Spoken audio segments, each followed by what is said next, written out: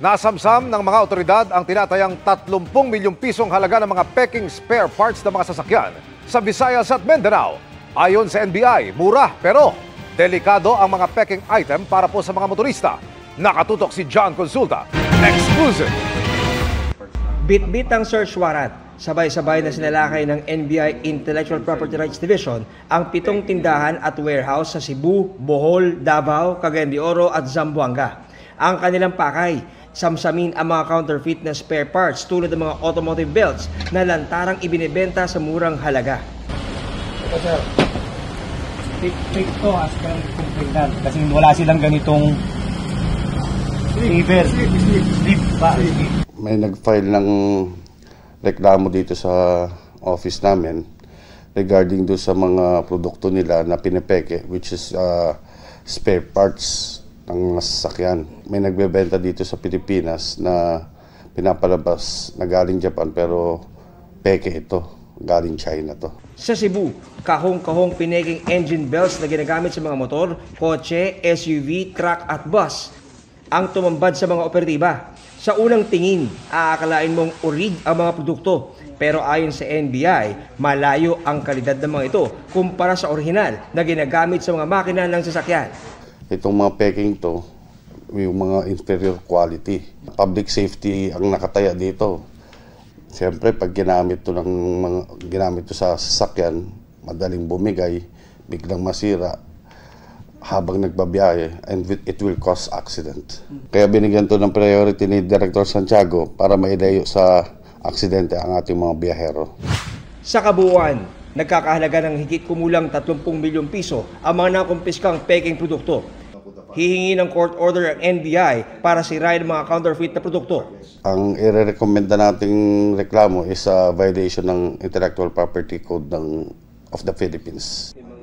Para sa GMA Integrated News, John Consulta, nakatutok 24 oras. Umarangkada na ang pagbibenta ng 20 pesos na bigas. Sa pagkakataong ito, para naman sa mga minimum wage earners sa Maynila. Para marami ang makinabang, gumagawa ng application ang Agriculture Department para labanan ang mga mananamantala. Nakatutok si Bernadette Reyes. Nakangiting binuksan ni Antonio ang bigas na nabili lang ng 20 pesos kada kilo. Minimum wage earner si Antonio, kaya malaking tulong anya ito sa pagbabudget. Lalo't kailangan niya ang kanin para sa lakas bilang porter. Dati po, makakabili ako ng bigas ng 5 kilo lang. Pero kung mayroong mga 20 pesos na bigas na ganito, baka sakasakali makabili na ako ng 10 kilo. Malaking bagay na po sa pamilya ko ito. Si Anthony naman, makakapagtabi na anya ng pera. Savings na lang po namin yun para kung sakaling may darating na magagamit po namin. Ngayong araw, formal na inilunsad ang programa sa mga minimum wage earners sa Manila Harbor Center sa Maynila. Dagdag sila sa mga 4-piece beneficiary, senior citizens, PWD at solo parents na pwede na dati pang bumili nito. Ina-identify po namin nasaan sila at sino-sino sila. Nasaan silang mga kumpanya. Ngayon pong araw, meron po tayong aabot sa 16,000 na mga minimum wage earner. Hindi lamang po dito sa Manila, sa ibang probinsya po nagkakaroon po ng mga ganito. Depende sa kumpanya o employer, pinag-aaralan kung mas mainam na salary deduction o agarang bayad ang magiging sistema ng pagbili ng bigas. Ayon sa Department of Labor and Employment, 120,000 ng mga minimum wage earners ang inisyal na target na mabentahan nitong benteng bigas. Pag-aaralan din daw ng Department of Agriculture na palawigin pa ang programa para makabili rin ito ang mga nabibilang sa lower middle income. Hamon din sa DA ang umuulit sa pila kahit nakabili na ng takdang limit, gaya ng nabisto sa Bacolod. Nagde-develop na anya ang DA ng app na gagamitin ng mga bibili para matrack ang nabili nilang bigas. Kung nakarehistro ka sa app na yun at na-vet at approve ka para sa programa, parang titirahin nila yung barcode, alam na natin na nakakuha ka na, ilan na nakuha mo, kailan mo nakuha, saan mo nakuha. Samantala, simula naman sa July 1, posibleng ibaba ng 2 piso ang maximum SRP sa imported rice. From 45 to 43. So yung RFAs natin, malamang bumaba din by 1 to 2 pesos bawat. But pina-finalize pa. Para sa GMA Integrated News, Bernadette Reyes, nakatutok 24 oras. 6 na classroom para sa halos 3,000 estudyante sa isang paaralan sa Cavite. Isa lang yan sa mga problemang sasalubong sa pagsisimula ng klase sa mga pampublikong paaralan sa Lunes. Kaya mismong Education Department aminadong kailangan na ng tulong ng pribadong sektor. Nakatutok si Mark Salazar. Ito ang Siyudad Nuevo de Naik Elementary School sa Naik, Cavite. Huling araw nila ngayon ng enrollment at umaabot na sa 2,887 ang kanilang enrollees. Pero paano kaya magkakasya ang mga bata sa aanim lang na classrooms na meron sa kakarampot na 500 square meters nilang campus? Ito na dapat ang pinakahuling classroom sa pasilyo na ito, pero dahil hindi nga sapat, kailangan nilang humanap na espasyo at nakahanap nga naman sila sa pababang ito. Karagdagang espasyo para sa mga klase pa na kailangan nilang punan. Ang tawag nila dito, baby bus.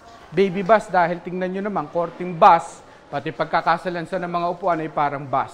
Pero ang espasyo na ito ay kailangang mag-house ng 60 learners sa bawat klase. 50 lang ang upuan. So yung mga sosobra na wala ng sariling upuan, dito na lang, uupo dito. Basta magkasya lang sila at mairaos ang kanilang klase. Malayo na sa ideal 25 to 45 student per class ang kanilang 60 per class ratio. Yan ay sa kabila ng 3 shifting na sila at may 2 araw na modular ang mga bata. Di bali ng walang library, walang clinic, guidance office o canteen. Ang 2 tent classroom na ito ay 2 sa 4 na improvised na classroom na ginawa ng paaralan para pagkasyahin yung kanilang mga estudyante. Masyadong raw yung classroom na ito. Nakita nyo naman, ang nandito lang ay buhangin. At saka syempre, ang mahalaga lang naman, meron silang blackboard at mga upuan. Pero ang pinakamalaking challenge dito ay pag ganitong tag-ulan. Dahil tumutulo daw ito, kita naman ng mga butas. At umaangge yung ulan. Kaya marami daw na eksena rito habang nagkaklase, nakapayong ang mga bata. Kahit masigip, mahirap, kailangan magtiis para makatapos ang mga anak namin. Namangha ang mga dayuhang volunteer sa Brigada Eskwela na sa kabila ng lahat, excited pa rin ang mga bata sa balik eskwela. Kahit mahirap ang situation nila, sobrang humble talaga. Sobrang masaya sila sa kahit anong situation. Kahit mahirap, they make the best of it. Masaya sa Filipino people. Always. Sinubukan naming makapanayam ang mga opisyal ng eskwelahan pero wala raw silang clearance para magpa-interview. Pero anila, nagkaganito ang sitwasyon dahil lumobo raw ang populasyon ng Naik, Cavite dahil sa mga relocation sites na itinayo sa kanilang bayan. Sa buong bansa, mahigit 165,000 ang classroom backlog. Dahil dito, 5.1 million na estudyante ang tinatawag na aisle learners o yung walang sariling armchair dahil singit lang sa classroom. Number 1, yung budget na binibigay ho sa amin. Pangalawa ho, yung dahil lumalakas ho yung mga bagyo, yung mga kalamidad, mas maraming nasisira. Pangatlo, yung aging o yung pagluluma ng mga ibang silid-aralan. Pang-apat, yung paglaki po ng ating populasyon. So yun lahat yun ay factor kung bakit lumalaki yung agwat ng ating student-to-classroom ratio. Sa nakalipas na 5 taon, 847 classrooms lang ang naitayo o 12% lang ng target. Ilang taon bago natin matapos yung secretary? Ang calculation namin, 55 years. Kasi lumalaki yung cost of construction tapos lumalaki din yung ating populasyon. Aminado ang DepEd, kailangan na ng tulong ng pribadong sektor para matugunan ang labis na kakulangan sa classrooms. Pero meron tayong proposal sa ilalim po ng liderato po ni Pangulong Bongbong na mag-public-private partnership kasi hindi nga kakayanin nung inaalat ng gobyerno. So, kumbaga, uutang ho tayo tapos ililist natin from the private sector. It's a form of PPP o public-private partnership para yung kahit yung 100,000 maumpisahan natin dito sa ilalim ng termino ni Pangulong Bongbong. Sa Mangaldan National High School naman sa Pangasinan, upuan naman ang problema. Naghahabol sila hanggang kanina para i-repair ang 200 upuan na gagamitin sa Lunes. Sa ngayon po, meron na po tayong kakulangan sa upuan pero mga sira lang naman po yun na po pwede naman pong ayusin. Problema rin sa maraming eskwelahan ang sapat at malinis na palikuran. Sa usapin naman ng teacher backlog, ipinagmamalaki ng DepEd na kung noong 2023, 90,000 ang kulang na teacher, ngayon 30,000 na lang daw. Para sa GMA Integrated News, Mark Salazar, nakatutok 24 oras. Hinatulang guilty ng ombudsman si outgoing Cebu Governor Gwen Garcia para sa kasong indirect contempt. Pinagbumulta rin si Garcia ng 30,000 piso kaugnay ng hindi niya pagtalima sa ipinataw sa kanyang 6 na buwang preventive suspension without pay sa kabila ng immediately executory nature nito. Para yan sa iwalay na kasong grave abuse of authority matapos bigyan ng special permit ang isang construction company nang walang environmental compliance certificate mula po sa DENR. Ayon sa ombudsman, natanggap ng gobernador ang kopya ng suspension order noong April 29. Depensa noon ng gobernadora na may temporary restraining order o TRO sa suspension order ang Court of Appeals kaya wala umunong legal na basihan para patawan siya ng indirect contempt. Pero sabi ng ombudsman, May 15 lumabas ang TRO at labas na sa intervening period na April 29 hanggang May 14. Ayon sa kampo ni Garcia, natanggap na nito ang bagong desisyon ng ombudsman at maghahain sila ng motion for reconsideration. Nanindigan si Garcia na natanggap ng ombudsman ng 60-day temporary restraining order na inisyu ng Court of Appeals laban sa preventive suspension. I am perplexed on the inordinate interest of Ombudsman Martires on this case. In his previous order questioning whether why I should not be cited for indirect contempt, we had already replied that the Court of Appeals has already issued a temporary restraining order on his preventive suspension order.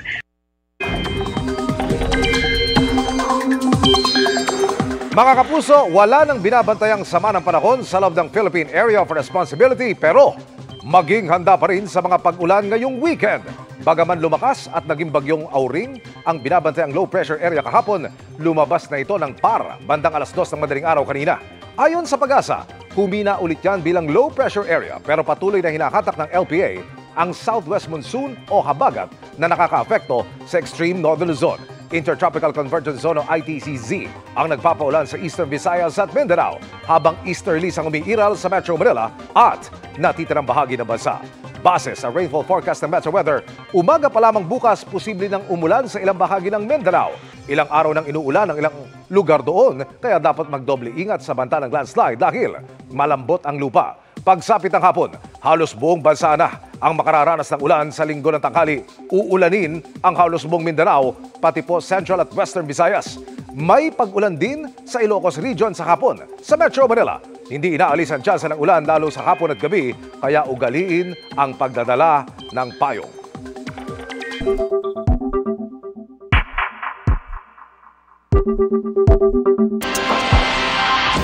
Pag-uusapan daw ng House Prosecution Panel kung hihingin nilang mag-inhibit sina Senator Judge Amy Marcos at Robin Padilla sa impeachment laban kay Vice President Sara Duterte. Kasunod yan ang lantarang pagpapahayag ng suporta ng dalawa sa bise sa isang event kahapon. May nagsasabi ring kahit pa may kakampi sa politika, ay hindi anya dapat magpakita ang mga senator judges ng bagay kung saan makikwestiyon ang kanilang impartiality. Nakatutok si Maki Pulido. Bukod sa panunumpa nila na wala silang kikilingan bilang senator judges, nasa Rules of Procedure on Impeachment din na kanilang inadopt na dapat politically neutral sila. Nasa Senate Rules of Impeachment ang political neutrality. Pag binasa natin yung Rules of Impeachment, ilang beses nakasulat doon na dapat maging pantay, dapat maging impartial, dapat walang kinikilingan. Isa doon sa key rules nila ay ang pag-observe ng political neutrality. So hindi maganda na patuloy ang kanilang pakikipagtalastasan o pakikisama sa mga kaalyado nila na huhusgahan nila sa isang impeachment trial. Kahapon lang ay kasama pa ni Vice President Sara Duterte sina Senators Amy Marcos at Robin Padilla sa Malaysia at lantarang nagpahayag ng suporta ang dalawang senador sa Vice-Presidente. Sabi ni Professor Paulo Tamase ng UP Law, kahit pa may kakampi sa politika, hindi anya dapat mag-aabogado ang mga senator judge para sa mga huhusgahan nila sa impeachment court. Hindi na anya kailangan ng code of conduct para dyan. Wala tayong code of conduct para sa mga senador as senator judges kasi ini-expect na natin na naiintindihan nila yon, no? At dahil nga mataas ang estado ng Senado sa ating constitutional government. Paalala ni Senator-elect Tito Soto, kung susundin lang ng senator judges ang Code of Judicial Conduct, magagampanan nila ang kanilang mga tungkulin. Ni hindi nga anya dapat nagmumosyon ng mga senator judge. Depensa at prosecution lang anya ang dapat gumagawa nito. Dapat bang mag-inhibit o hindi na lumahok sa impeachment trial ang mga hayagan kung kumiling? Yung inhibition, addressed siya ultimately sa konsensya ng isang senator judge. Mahalaga yun dahil ang pagiging biased ng isang senator judge, no? Especially yung public perception of bias, ay hindi lamang nakakasira sa reputasyon ng senator judge, nasisira niya yung reputasyon ng buong institusyon. Pag-uusapan ng House Prosecution Panel kung hihingin ba nilang mag-inhibit sina Marcos at Padilla. Isa po yan sa aming pinag-uusapan kung anong hakbang ang amin dapat pong gawin dito. Kung may nakikita man daw na conflict of interest, maaari naman daw itong questionin sa impeachment court, ayon sa tagapagsalita ng korte. Merong bang litigant na defense or the prosecution will move for the recusal or inhibition of one of the senator judges? Yun yung mga possible scenarios na maaaring mangyari, pero we cannot hazard kung ano yung action na gagawin ng impeachment court. Para sa GMA Integrated News, Maki Pulido, nakatutok, 24 oras. Happy Friday, chikahan mga kapuso! Treat yourself and make yourself feel special. Yan ang biggest lesson na natutunan ni Alden Richards to keep himself sane sa kabila ng mga pinagdaanan niyang pagsubok. Beyond grateful din siya sa dami ng blessings sa kanyang buhay. May chika si Aubrey Carampel. Kung meron pang mas mababa sa rock bottom, I was there. Hindi naman siya clinically diagnosed, but that was depression at its finest. Sa nakaraang interview ni Alden Richards sa GMA Integrated News Interviews, nag-open siya tungkol sa mga pinagdaanang pagsubok noong nakaraang taon. Nang kumustahin namin siya, ibinahagi ni Alden na ibang-iba na raw ang sitwasyon niya ngayon. I have never been better. Right now, after recovering from that, actually, in our daily lives, hindi mo naman talaga sasabing naka-recover ka eh. I mean, in situations like that, hindi mo masabing, ay, okay na ako. Hindi siya ganun. Yes, and sabi nga ni Ancient One sa Doctor Strange film, you never really lose your demons. You just learn to live above them. And I'm above my demons right now. I know how to manage them. Natutunan din daw niya na bigyan ng priority ang kanyang sarili at well-being, pati na ang kanyang personal goals. Always treat yourself and make yourself feel special. Do not forget that. Bahagi rin ng self-love journey ni Alden ang pagiging aktibo gaya ng pagbibisikleta, pagtakbo at pag-workout na maaari rin daw makatulong sa ibang may mga pinagdaraanan. During my lowest, pinipilit ko siya. Even with the days na ayokong bumangon, pinipilit ko siya until such time na hinahanap na siya ng katawan ko. Right now, I'm more present. I'm more present for myself so I can be present for other people. Nakausap namin si Alden sa contract signing niya bilang endorser ng isang snack and food brand. Another big blessing din for Alden ang pagkakapili sa kanyang first directorial film na Out of Order sa Danang Asian Film Festival sa Vietnam. Umiyak ako niyan in secret when we got the news. They were very glad to know na ito yung very first directorial job ko. So it's a newbie director and they're a fan of that. Gustong-gusto nila yung new blood. And hopefully, sana, kahit papano, manalo tayo ng award. This weekend, biyahing Amerika si Alden bilang paghahanda sa gagawing Hollywood film. Back to hosting din si Alden sa dance reality competition na Stars on the Floor.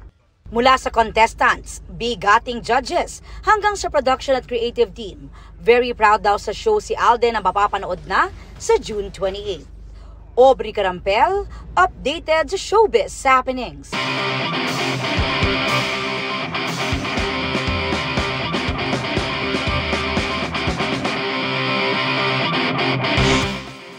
Mga kapuso, international innovation naman ang ibibida natin ngayong gabi. Isang robot na may mga galamay at kayang magligpit ng mga kalat sa bahay na dinevelop ng Stanford researchers. Tara, let's change the game!